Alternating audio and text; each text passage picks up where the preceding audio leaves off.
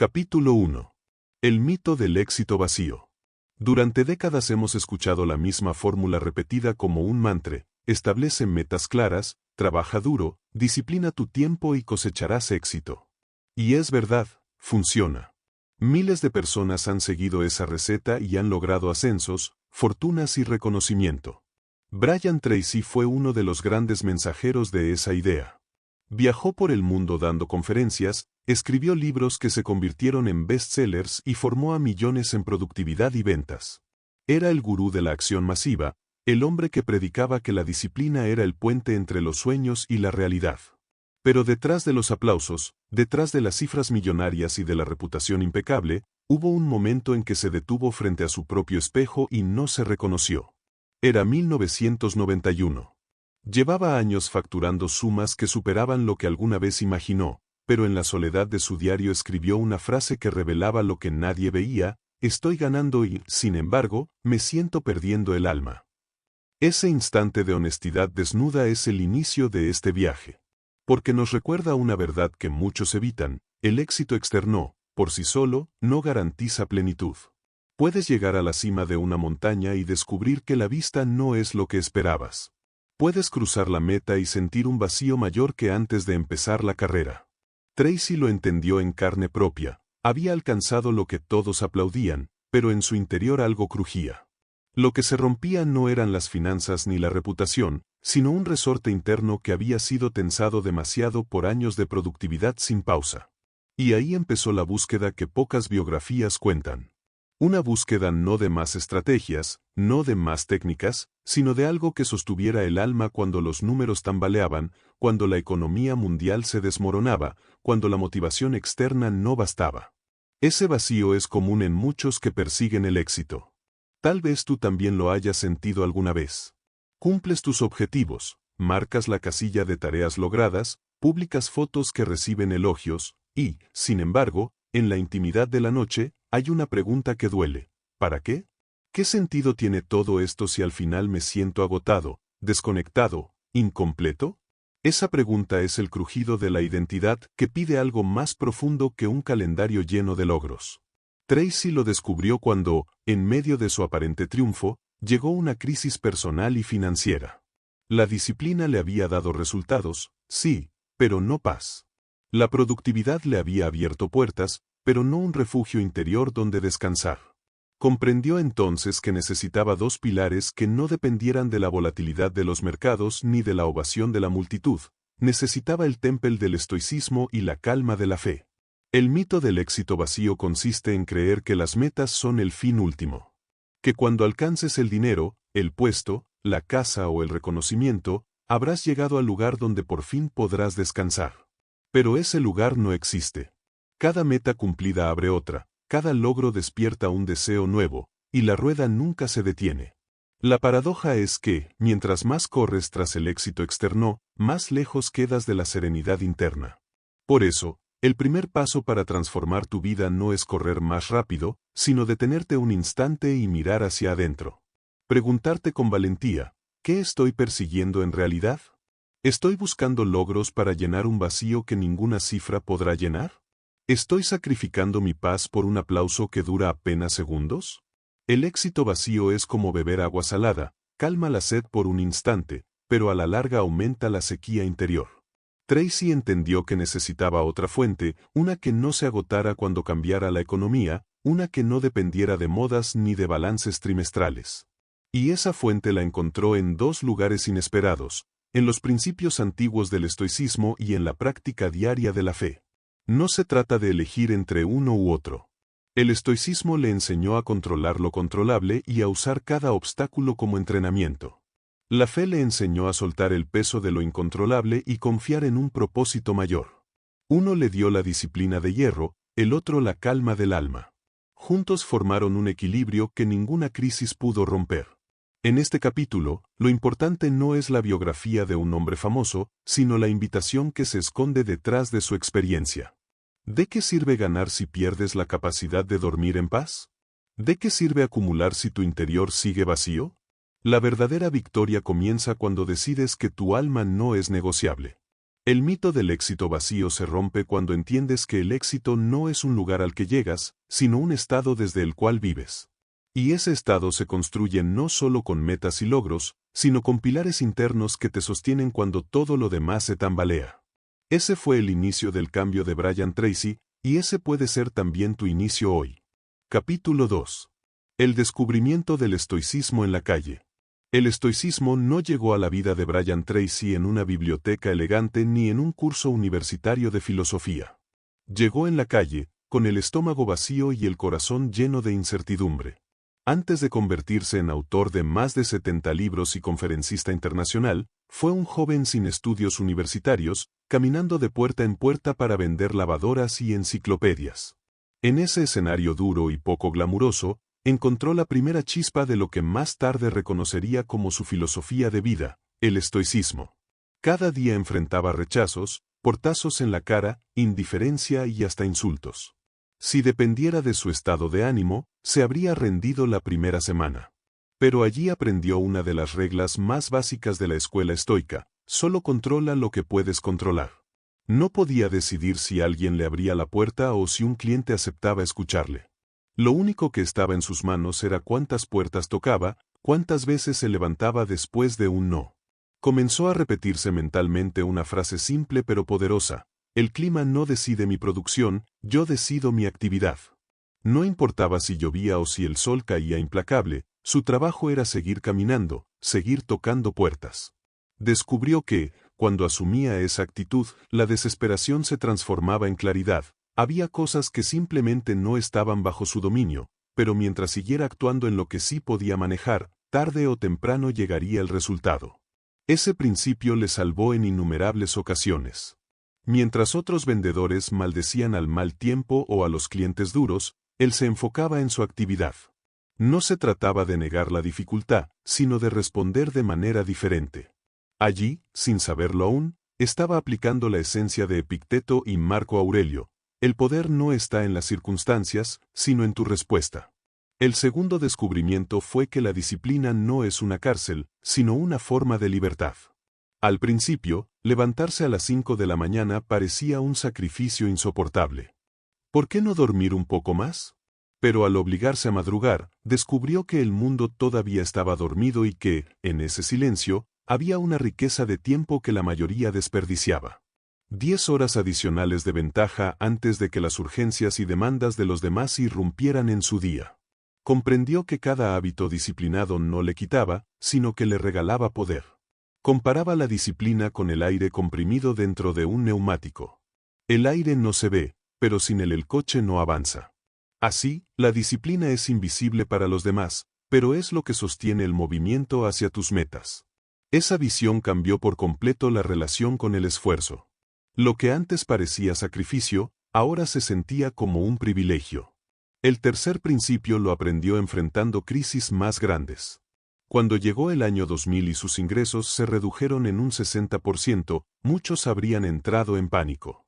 Él, en cambio, tomó una tarjeta y escribió una frase de Marco Aurelio: el impedimento produce el ejercicio, y el ejercicio produce fortaleza. En lugar de quejarse, lo convirtió en un entrenamiento. En vez de despedir a su equipo, decidió formarlos en nuevas habilidades.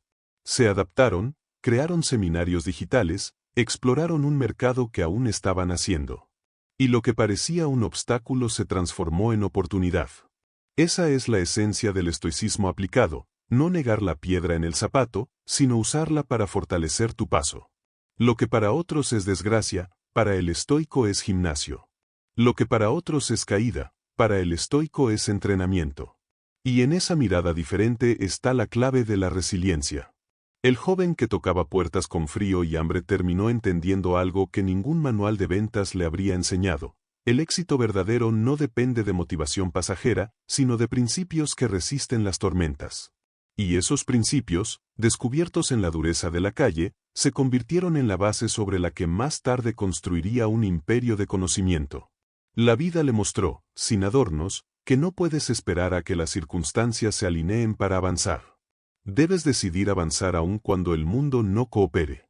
Esa es la disciplina que nace del estoicismo, Una disciplina que no se basa en sentir ganas, sino en cumplir con lo que dijiste que harías. Y así, sin saberlo, Brian Tracy no solo vendía productos, estaba vendiéndose a sí mismo la idea de que podía resistir, podía crecer y podía prosperar sin importar lo que pasara alrededor. Fue allí, en esas calles anónimas, donde se plantó la semilla de la filosofía que lo acompañaría para siempre. Capítulo 3. Los principios estoicos en la vida moderna. El estoicismo, para muchos, parece una filosofía antigua, encerrada en textos polvorientos y citas de emperadores romanos. Pero para Brian Tracy, y para cualquiera que decida aplicarlo, es un manual vivo para enfrentar los desafíos del presente. No importa si vendes puerta a puerta, si diriges una empresa multimillonaria o si simplemente buscas claridad en medio del caos, sus principios siguen siendo tan actuales como hace 2000 años.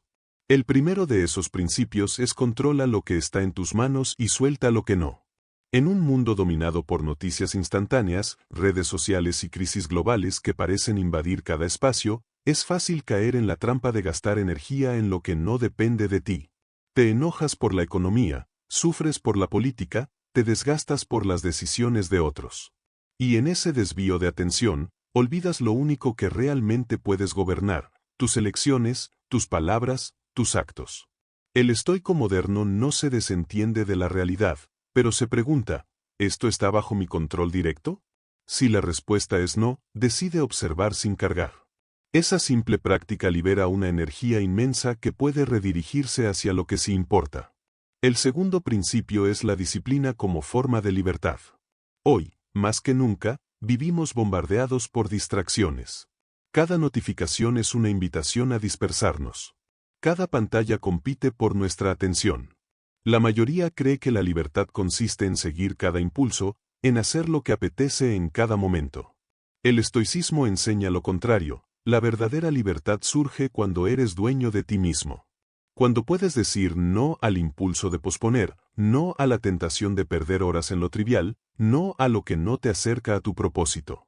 Levantarte temprano, organizar tu día, cuidar tu cuerpo, no son cadenas, sino llaves. Llaves que abren tiempo, energía y claridad. El tercer principio es ver los obstáculos como entrenamiento. En la vida moderna, el fracaso es visto como un enemigo, algo que debe evitarse a toda costa. Pero los estoicos lo veían como parte esencial del camino. Marco Aurelio escribió: lo que se interpone en el camino se convierte en el camino. Tracy lo vivió en carne propia cuando las crisis económicas redujeron sus ingresos o cuando proyectos enteros se derrumbaron. En lugar de hundirse, eligió entrenarse. Cada dificultad era un gimnasio secreto donde se forjaba fortaleza. Si fallaba un negocio, aprendía nuevas habilidades. Si perdía clientes, se reinventaba con creatividad. Si la economía se tambaleaba, ajustaba sus métodos. El obstáculo no lo detenía, lo moldeaba. Aplicar este principio en la vida moderna significa dejar de ver las dificultades como castigos y empezar a verlas como maestros. El cliente difícil entrena tu paciencia. La crisis entrena tu resiliencia. La pérdida entrena tu capacidad de soltar. Nada se desperdicia, todo entrena. Y cuando entiendes esto, dejas de temerle a los problemas y comienzas a recibirlos como parte natural de tu evolución. El cuarto principio es vivir con propósito por encima de metas. Las metas son necesarias, son faros que te guían. Pero si tu vida se reduce a perseguir números, el vacío siempre te alcanzará. El propósito, en cambio, es la brújula que te recuerda por qué caminas. Tracy descubrió que cuando cambió su misión de vender más a servir mejor, su empresa creció 4 veces más rápido. Ese es el poder de un propósito: convierte cada acción en algo significativo, transforma cada meta en un efecto secundario de una causa más profunda. El quinto principio es entrenar la mente cada día como si fuera un músculo. Igual que el cuerpo se debilita si no lo ejercitas, la mente se atrofia si no la entrenas. Leer, meditar, reflexionar, escribir un diario, practicar gratitud, son formas de mantener tu mente en forma. El estoico moderno entiende que no puede dejar su mundo interno a merced de los vientos externos. Debe entrenarlo deliberadamente. Y finalmente, el sexto principio: aceptar la impermanencia. Todo cambia. La fortuna, la salud, las relaciones, las oportunidades. Nada es eterno. Resistirse a esta verdad solo genera sufrimiento. El estoicismo invita a aceptar la naturaleza cambiante de la vida con serenidad. No como resignación, sino como sabiduría. Cuando sabes que todo puede cambiar, valoras más lo que tienes y te preparas mejor para lo que viene. Estos principios no son fórmulas abstractas. Son herramientas prácticas para la vida de hoy. En un mundo lleno de ansiedad, incertidumbre y exceso de estímulos, el estoicismo nos recuerda que podemos encontrar calma en medio de la tormenta, disciplina en medio de la dispersión y fortaleza en medio de la fragilidad. Así, el descubrimiento que Brian Tracy hizo en las calles no quedó en anécdota, se convirtió en una brújula aplicable para cualquier persona que busque no solo alcanzar metas, sino vivir con sentido y resiliencia en la vida moderna. Capítulo 4. La fe como motor invisible. Muchos asocian la fe con pasividad. Piensan que tener fe es cruzarse de brazos, esperar que algo superior resuelva lo que uno no hace. Para Brian Tracy, la fe jamás significó inacción. Fue, más bien, el combustible invisible que le permitió sostener el esfuerzo sin quebrarse. Si el estoicismo era el músculo de su disciplina, la fe era el aliento que mantenía vivo a ese músculo cuando la fatiga y la duda amenazaban con apagarlo. Todo comenzó con una práctica sencilla, casi doméstica. Cada mañana, mientras cerraba la llave del regadero después de ducharse, repetía 6 palabras: Señor, te entrego el resultado. Era su forma de recordarse a sí mismo que no podía cargar con todo el peso de la vida sobre los hombros. Podía planear, trabajar, disciplinarse, pero había un punto en el que debía soltar. Ese ritual, aparentemente insignificante, se convirtió en una constante durante décadas. Y con el tiempo descubrió que esas palabras no solo le daban paz, sino que aumentaban su productividad. La fe, para él, no era una evasión, sino un marco de confianza. Era la certeza de que, aunque no viera todo el mapa, el camino tenía sentido. Le permitía trabajar intensamente sin caer en la ansiedad de controlar cada variable. Aprendió que podía dar el 100% en lo que dependía de él, al mismo tiempo, descansar sabiendo que no todo dependía de él. Esa combinación es lo que llamaba la productividad sin angustia. Uno de los principios más poderosos que extrajo de la fe fue propósito por encima de metas. Durante años persiguió números, ventas, ingresos, clientes. Y los alcanzó. Pero lo que realmente transformó su negocio fue cuando redefinió su misión. Ya no se trataba de vender más, sino de servir mejor. Descubrió que cuando el propósito es genuino, los números llegan como consecuencia. La fe le enseñó a ver su trabajo no como un escenario para su ego, sino como un canal para honrar un don recibido y ponerlo al servicio de otros. Otro principio fundamental fue confiar en el proceso. La ansiedad es como un GPS desesperado que pregunta cada pocos metros: ¿ya llegamos? La fe, en cambio, le permitió conducir en la oscuridad, con la seguridad de que el camino se revelaría paso a paso. No necesitaba ver el destino completo, bastaba con dar el siguiente paso.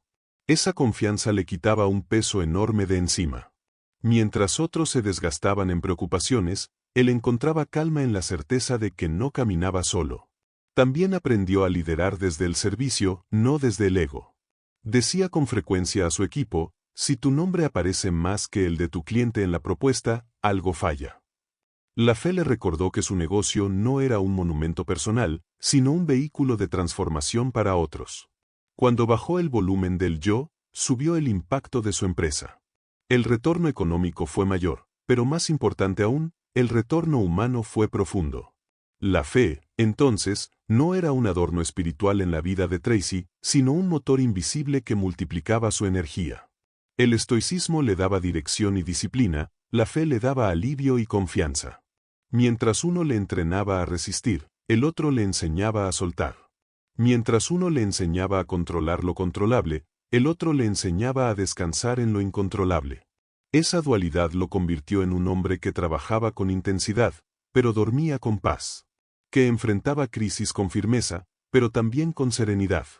Que podía cargar con su parte del peso, sin sentir que tenía que cargar con todo el universo. Y ese equilibrio es quizás uno de los aprendizajes más urgentes para nuestro tiempo. En una era donde todos corremos detrás del control total, recordar que hay un espacio para soltar no es debilidad, es inteligencia espiritual. La fe, bien entendida, no es ausencia de acción, es ausencia de angustia. No es renunciar al esfuerzo, es renunciar a la ilusión de omnipotencia. Y cuando integras esa certeza en tu vida, descubres una fuerza extra que no proviene de tu voluntad, sino de la confianza en algo más grande que tú. Ese es el motor invisible que sostuvo a Brian Tracy y que puede sostenerte también a ti. Capítulo 5. Propósito por encima de metas. Durante gran parte de su vida, Brian Tracy repitió lo que millones hemos escuchado: fija metas, escríbelas, persíguelas con disciplina y mide tus avances. Y funcionó. Alcanzó metas financieras, profesionales y personales que parecían inalcanzables. Pero en medio de todos esos logros, descubrió una verdad incómoda: las metas son útiles, pero no suficientes. Pueden llenarte de energía por un tiempo, pero no de sentido. Una meta es un número, una fecha, un resultado específico. Puede ser ganar cierta cantidad de dinero, correr un maratón, abrir una empresa. Cuando la cumples, experimentas una explosión de satisfacción que dura apenas unas horas o días. Después aparece la siguiente meta, y la siguiente, en una carrera interminable. Y si no logras cumplirla, la misma estructura que te motivaba se convierte en una cárcel: ansiedad, frustración, culpa. El propósito, en cambio, es diferente. El propósito no es un número, es un porqué. No es una lista en una libreta, es una brújula en tu alma. Tracy lo descubrió cuando se dio cuenta de que su misión no podía ser vender más o ganar más. Eso era agotador e insostenible. Su propósito se volvió servir mejor. Entender su trabajo como una manera de proporcionar valor genuino, de honrar el don que había recibido, de impactar vidas más allá de las cifras. Cuando hizo ese cambio, algo asombroso sucedió. Su empresa creció 4 veces más rápido. La energía que antes gastaba en perseguir metas aisladas se canalizó en una dirección clara y duradera. Ya no era necesario levantarse cada día para inventar una nueva meta que lo motivara, el propósito lo empujaba sin esfuerzo. Porque cuando tu porqué es fuerte, el cómo se vuelve más fácil. Imagina la diferencia: una persona cuya meta es ganar $10,000 puede lograrlo, pero al conseguirlo necesitará inmediatamente una nueva cifra. Otra persona cuya misión es crear soluciones que ayuden a otros a prosperar puede trabajar toda su vida con pasión, y los resultados económicos llegarán como efecto secundario. En la primera vida hay cansancio y vacío, en la segunda, hay plenitud y sostenibilidad. El propósito tiene otra cualidad poderosa: da sentido incluso al fracaso. Cuando tu vida está orientada a metas, cada tropiezo se siente como una derrota personal. Pero cuando tu vida está orientada a un propósito, cada tropiezo es solo un ajuste en el camino. El propósito es tan amplio que puede contener tus errores y seguir adelante. Además, el propósito te protege de comparaciones tóxicas. Cuando persigues metas aisladas, siempre habrá alguien con un coche más caro, una casa más grande o más seguidores en redes sociales. Pero cuando vives desde tu propósito, la única medida eres tú mismo. ¿Estás sirviendo mejor? ¿Estás cumpliendo tu misión? ¿Estás alineado con tu brújula? Esa es una competencia que libera en lugar de esclavizar. El propósito también redefine la relación con el tiempo. Una meta tiene fecha de caducidad. Si no la alcanzas en ese plazo, se convierte en frustración. El propósito, en cambio, atraviesa toda tu vida. No expira, no caduca, no depende de calendarios. Puedes vivirlo en cada día, en cada interacción, en cada acción pequeña. Cuando Tracy comprendió esto, dejó de vivir obsesionado con gráficos y cifras y comenzó a medirse con otra vara: la huella que dejaba en las personas. Preguntaba al final de la semana: ¿mi trabajo ayudó a alguien? Y si la respuesta era sí, sabía que estaba en el camino correcto, aunque las métricas financieras fluctuaran. El propósito es lo que convierte la disciplina en alegría, lo que transforma la rutina en ritual, lo que hace que el esfuerzo tenga sabor de plenitud. Es lo que te permite levantarte temprano no solo porque debes, sino porque quieres, no solo porque hay una meta que cumplir, sino porque hay una vida que honrar. Ese es el poder de vivir con propósito por encima de metas. Las metas siguen siendo útiles, sí, pero como indicadores, no como dueñas de tu vida. El propósito es el fuego que arde sin apagarse, la fuente que no se agota, la brújula que no pierde dirección. Y cuando lo descubres, dejas de correr tras logros pasajeros y comienzas a caminar con la calma de quien sabe que cada paso, grande o pequeño, está impregnado de sentido. Capítulo 6. Confianza en el proceso. En un mundo acelerado, donde se nos exige resultados inmediatos y validación constante, la paciencia se ha vuelto casi un lujo. Queremos sembrar hoy y cosechar mañana. Queremos ver progreso tangible a cada paso. Pero la vida, la verdadera vida, no se rige por relojes humanos, sino por procesos invisibles que requieren tiempo y confianza. Brian Tracy entendió esta verdad cuando se dio cuenta de que la ansiedad era su mayor enemigo. Podía trabajar 10, 12, 15 horas al día, pero si en su mente repetía la pregunta ¿y si no funciona? ¿Y si no llega el resultado? Su energía se evaporaba. Era como conducir con el freno de mano puesto, mucho ruido, poco avance. La fe le enseñó a soltar esa carga, y el estoicismo le recordó que su tarea era el esfuerzo, no la garantía del resultado. Confiar en el proceso significa aceptar que no necesitas ver todo el mapa para caminar. Basta con el siguiente paso. Es como conducir de noche, los faros iluminan apenas unos metros, pero con esos metros avanzas cientos de kilómetros. Así es la vida. Si esperas a ver el destino completo antes de moverte, te quedarás quieto. Pero si te atreves a avanzar con la luz que tienes hoy, el camino se revelará poco a poco. El secreto está en separar el papel que te corresponde del que no. Tu papel es sembrar, cuidar, regar, disciplinarte. El resultado, el fruto, tiene su propio tiempo y dinámica. Cuando entiendes esto, la ansiedad disminuye. Dejas de vivir preguntando cada minuto ¿ya llegamos? Y comienzas a disfrutar el trayecto. Tracy solía repetir una metáfora sencilla: la ansiedad es como un GPS que no confía en sí mismo y repite cada 10 metros. ¿Llegamos? ¿Llegamos? ¿Llegamos? La confianza en el proceso es ese conductor que apaga el ruido, mantiene el volante firme y sabe que, aunque no vea el destino, cada kilómetro cuenta. Confiar en el proceso también significa abrazar los ciclos. Habrá temporadas de abundancia y temporadas de escasez, temporadas de velocidad y temporadas de aparente quietud. Igual que en la naturaleza, la semilla pasa meses bajo tierra antes de mostrar un brote. Si juzgas la semilla en ese tiempo, pensarás que no pasa nada. Pero en realidad está ocurriendo lo más importante, el enraizamiento. Así es también con tus esfuerzos. Puede que hoy no veas resultados, pero el proceso invisible está consolidando tus raíces. Este principio transforma la relación con el fracaso. Cuando tu confianza está en el resultado inmediato, el fracaso es devastador. Pero cuando tu confianza está en el proceso, el fracaso es solo una parte del entrenamiento. Es feedback, es ajuste, es aprendizaje. Ya no te define, solo te refina. Confiar en el proceso no significa cruzarse de brazos. Significa trabajar con intensidad en lo que depende de ti, mientras sueltas lo que no. Significa dejar de exigir certezas absolutas y aprender a caminar con certeza interior. Es una fe práctica, una serenidad activa.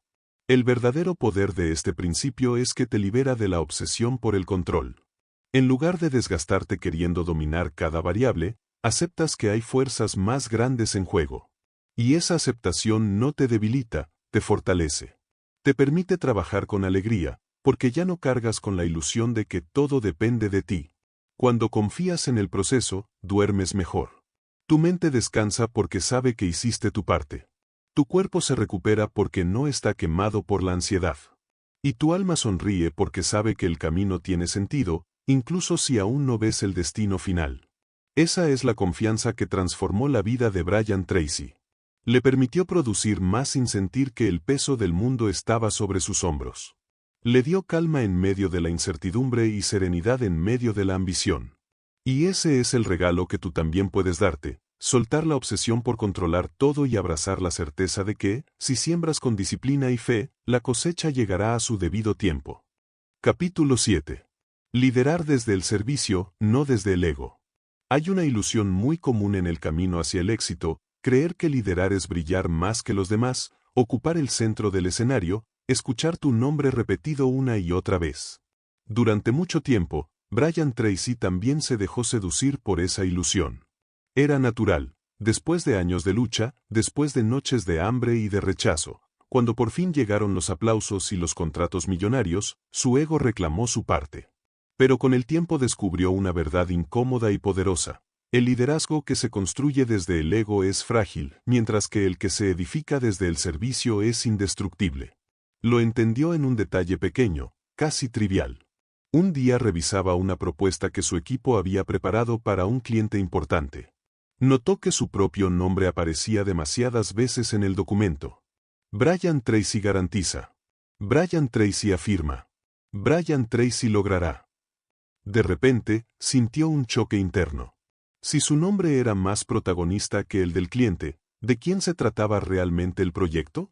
Ese momento sembró una pregunta que lo acompañaría de ahí en adelante. ¿Lideró para ser admirado o lideró para servir? El ego quiere reconocimiento, el servicio busca impacto. El ego pregunta, ¿qué gano yo? El servicio pregunta, ¿cómo ayudo yo? El ego mide éxito en aplausos, el servicio lo mide en transformaciones reales. Y aquí está la paradoja. Cuando lideras desde el servicio, el impacto crece tanto que, inevitablemente, llega también el reconocimiento. Pero cuando lideras desde el ego, el reconocimiento puede llegar rápido, pero desaparece igual de rápido, porque no está sostenido por valor genuino. Tracy comenzó a cambiar su enfoque en sus conferencias. En lugar de hablar tanto de sus logros, empezó a enfocarse más en las historias y ejemplos de su audiencia. Entendió que su papel no era ser una estrella, sino un canal. No estaba allí para brillar, sino para iluminar a otros. Descubrió que cuando bajaba el volumen de su ego, el mensaje resonaba más fuerte en las personas. Ese cambio también transformó la cultura de su empresa. Antes, cada proyecto parecía girar en torno a su figura. Después, empezó a empoderar a su equipo, a dejar que otros fueran los protagonistas, a celebrar los logros colectivos por encima de los individuales. El resultado fue sorprendente, la motivación de su gente se disparó, la creatividad floreció, las relaciones con los clientes se hicieron más sólidas. Porque todos podían sentir que no se trataba de engrandecer un nombre, sino de servir un propósito. Liderar desde el servicio exige humildad. Y la humildad no es negarse a uno mismo ni fingir pequeñez, es recordar que tu rol es parte de algo más grande. Es entender que el talento que tienes no es un trofeo, sino una herramienta. Que el conocimiento que has acumulado no es un pedestal, sino un puente. Que cada logro que alcanzas no es solo mérito tuyo, sino también fruto de las manos invisibles que te apoyaron en el camino, la familia, los maestros, los colegas, incluso los rivales que te desafiaron a mejorar. El servicio también exige valentía. Porque cuando lideras desde el ego, puedes refugiarte en la apariencia. Mientras luzcas exitoso, puedes esconder tus dudas y debilidades. Pero cuando lideras desde el servicio, te expones a la vulnerabilidad de poner al otro primero. Te arriesgas a que tu esfuerzo no sea reconocido, a que tu ayuda no sea correspondida, a que tu generosidad sea malinterpretada. Y sin embargo, esa vulnerabilidad es lo que da poder auténtico. Brian Tracy descubrió que los líderes que más habían influido en su vida no eran los más famosos ni los más ricos, sino los que lo habían hecho sentir visto, escuchado y valorado. Recordaba a un antiguo jefe que, en lugar de gritar por un error, le preguntó qué había aprendido de la situación. Ese gesto, aparentemente pequeño, dejó una huella más profunda que cualquier discurso motivacional. Comprendió entonces que liderar no es impresionar, sino impactar. Aplicar este principio en tu vida no significa que debas renunciar a tus ambiciones. Significa que debes alinearlas con un bien mayor. Que tus logros personales se conviertan en vehículos de transformación para otros. Que cada victoria tuya sea una puerta que abres para los demás. Y lo sorprendente es que, cuando lo haces, la abundancia se multiplica. Porque el universo parece responder con más generosidad a quienes no acumulan para sí, sino que comparten para servir. Tracy resumía esta idea con una frase simple: si ayudas a suficientes personas a conseguir lo que quieren, tú conseguirás lo que quieres en abundancia. Esa no era solo una estrategia de negocios, era una filosofía de vida. Liderar desde el servicio se convirtió en su norte, y con él encontró una paz que nunca había sentido en los tiempos de mayor protagonismo. Así, la fe y el estoicismo se entrelazaban una vez más. El estoicismo le enseñaba a controlar su ego, a no dejarse esclavizar por la vanidad del reconocimiento. La fe le recordaba que su don tenía un origen más alto y un propósito más grande.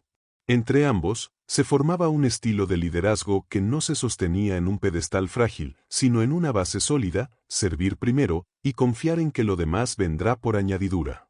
Ese es el liderazgo que trasciende. No el que deja estatuas con nombres grabados, sino el que deja personas transformadas. No el que vive para ser recordado, sino el que vive para que otros recuerden lo que lograron gracias a él. Ese es el liderazgo que multiplica, el que inspira, el que no muere cuando el líder se va. Y es el liderazgo que tú también puedes ejercer, si decides que tu vida no es un escenario para tu ego, sino un canal de servicio al mundo. Capítulo 8. La fusión imparable fe y estoicismo juntos. Imagina a un arquero en medio de un campo abierto. Tiene en sus manos un arco de titanio, resistente, poderoso, capaz de soportar la tensión más extrema. Sus músculos están entrenados, su postura es firme, su técnica impecable. Y, sin embargo, su carcaj está vacío, no tiene flechas que disparar. Esa es la imagen del estoicismo sin fe. Mucha fuerza, mucha disciplina, pero sin dirección trascendente, sin confianza en que la flecha llegará más allá de lo que el ojo puede ver. Ahora imagina lo contrario, un arquero con un carcaj lleno de flechas, cada una afilada y lista, pero sin arco. Tiene la intención, tiene los recursos, pero carece de la herramienta que le dé potencia. Esa es la imagen de la fe sin estoicismo. Mucho deseo, mucha esperanza, pero sin disciplina para traducirlo en acción diaria. Lo que Brian Tracy comprendió con los años es que la verdadera fuerza no está en elegir entre uno y otro, sino en unirlos. El estoicismo le daba el arco, la estructura, la disciplina, la claridad de lo que dependía de él. La fe le daba las flechas, la confianza, el propósito, la entrega del resultado. Con ambos en equilibrio, no solo disparaba con precisión, sino que también dormía tranquilo aunque el viento cambiara el rumbo de la flecha. El estoicismo le enseñaba a no derrumbarse ante los obstáculos, a mantener el control interno cuando el mundo externo se sacudía. La fe le enseñaba a no cargar con el peso de lo imposible, a aceptar que había un viento invisible que podía llevar su flecha más lejos de lo que él alcanzaba a imaginar. Uno le daba el músculo de la resistencia, el otro le daba el aire de la confianza. Esa fusión creó lo que él llamaba su punto de flotación del alto rendimiento, un estado en el que produces más, pero con menos desgaste, en el que das todo, pero sin sentir que debes cargarlo todo, en el que trabajas con intensidad, pero vives con serenidad. Una paradoja hermosa, esforzarse al máximo y, al mismo tiempo, sentirse ligero. Cuando logras unir estos dos pilares, el miedo al fracaso se disuelve. Porque entiendes que el fracaso no te define, es solo retroalimentación, un ajuste en la puntería. La ansiedad también pierde fuerza, haces todo lo que está en tus manos y sueltas lo que no lo está. El resultado es una vida de acción firme y descanso profundo, de disciplina inquebrantable y confianza serena. Tracy solía decir que el estoicismo y la fe eran como dos alas de un mismo ave. Con una sola, puedes batallar y mantenerte en el aire por un tiempo, pero tarde o temprano caerás agotado. Con las dos, en cambio, puedes volar con estabilidad y llegar más lejos. Y esa es la diferencia entre vivir a base de motivación intermitente o vivir desde una filosofía de alto rendimiento sostenible. Un ejemplo claro fue la crisis del año 2000, cuando sus ingresos se redujeron dramáticamente. El estoicismo lo llevó a entrenar a su equipo, a reinventar sus métodos, a usar el obstáculo como entrenamiento. La fe, al mismo tiempo, lo sostuvo con serenidad, cada mañana entregaba el resultado y se concentraba en el esfuerzo. Esa fusión le permitió no paralizarse ni quebrarse. Mientras otros empresarios se hundían en la desesperación, él se reinventaba con calma. Y cuando la tormenta pasó, salió más fuerte, con una empresa más sólida y diversificada.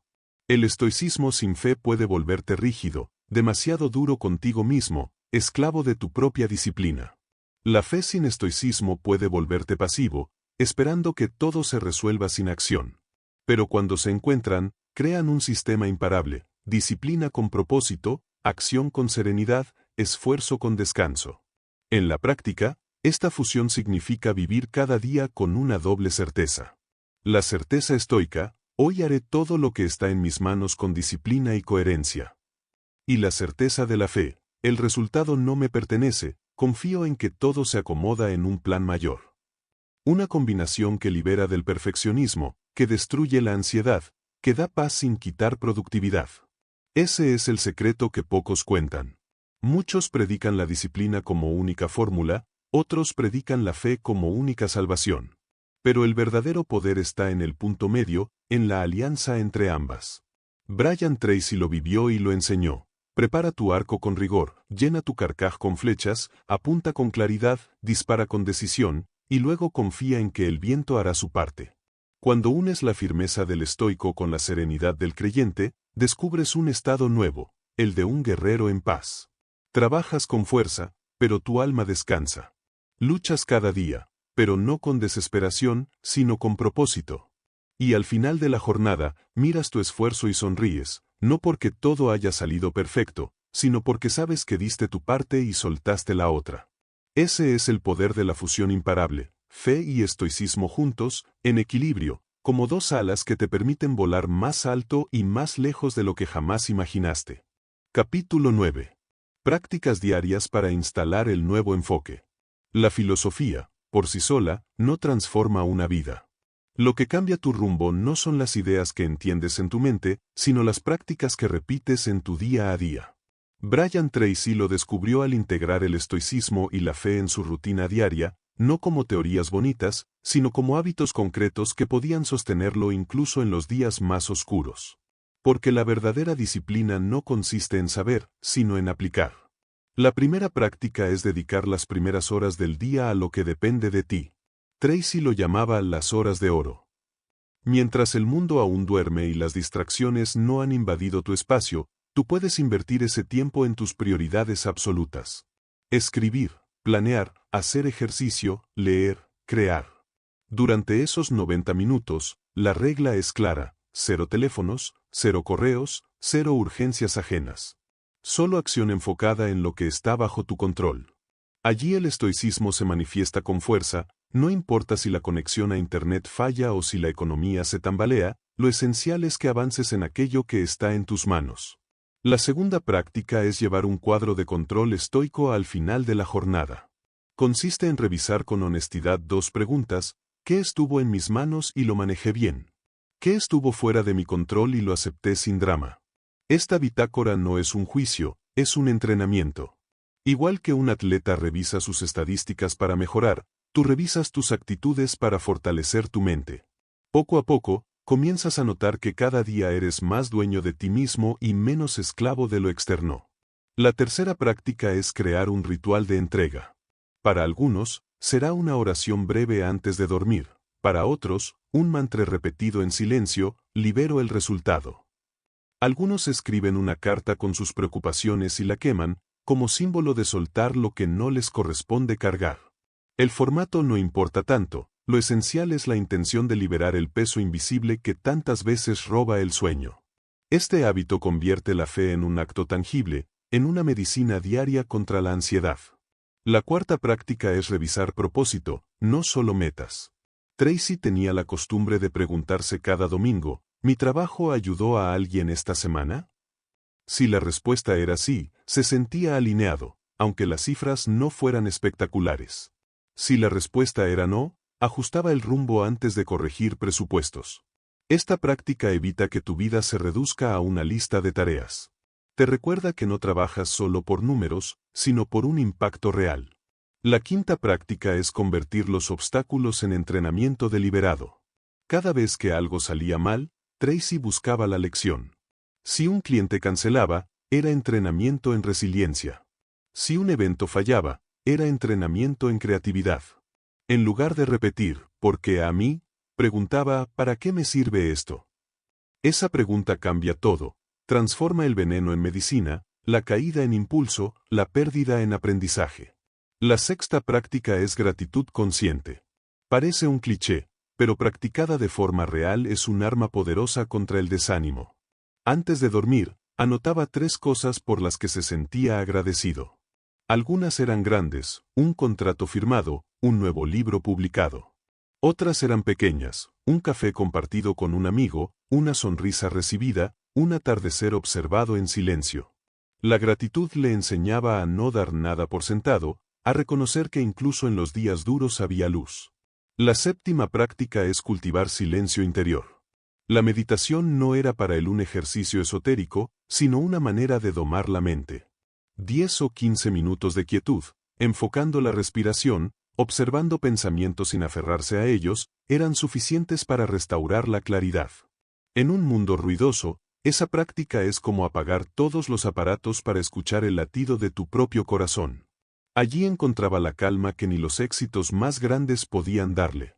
Estas prácticas no son complicadas ni requieren condiciones especiales. No necesitas templos, retiros ni herramientas caras. Solo necesitas la decisión de aplicarlas con constancia. La disciplina estoica y la fe confiada no se instalan de golpe, se construyen ladrillo a ladrillo, día tras día. Y el milagro es que, cuando menos lo esperas, un día despiertas y notas que ya no reaccionas igual al estrés, que ya no te paralizas frente al miedo, que ya no dependes tanto de lo externo para sentir paz. Ese es el fruto de las prácticas diarias, transforman lentamente tu manera de ser. Igual que el agua pule la roca gota a gota, estas rutinas pulen tu carácter hasta convertirlo en un templo sólido. El éxito ya no es un castillo frágil hecho de logros, sino una fortaleza interior que no se derrumba. Así es como se instala el nuevo enfoque, no con grandes revelaciones esporádicas, sino con pequeños actos repetidos. Cada mañana de acción enfocada, cada noche de entrega, cada revisión honesta, cada gesto de gratitud, va reprogramando tu mente y tu corazón. Y cuando los integras, ya no tienes que forzarte a vivir con disciplina y fe, se convierten en parte de ti, en tu manera natural de habitar el mundo. Capítulo 10. El legado del verdadero éxito. Cuando miramos la trayectoria de Brian Tracy, podemos quedarnos con la imagen del autor de bestsellers, del conferencista internacional, del hombre que convirtió su nombre en sinónimo de productividad y ventas. Pero detrás de esa superficie hay un legado mucho más profundo, un mensaje que trasciende las técnicas de negocios y los métodos de organización. El verdadero éxito no es un destino externo, sino una fortaleza interna. El estoicismo le enseñó a Brian a construir esa fortaleza con disciplina. A levantarse temprano cuando no había ganas, a controlar lo que estaba en sus manos y a dejar de malgastar energía en lo que escapaba a su control. Le enseñó a ver los obstáculos no como muros que bloqueaban su camino, sino como entrenamientos que fortalecían sus músculos. Y esa perspectiva lo hizo resiliente, capaz de levantarse cada vez que la vida lo derribaba.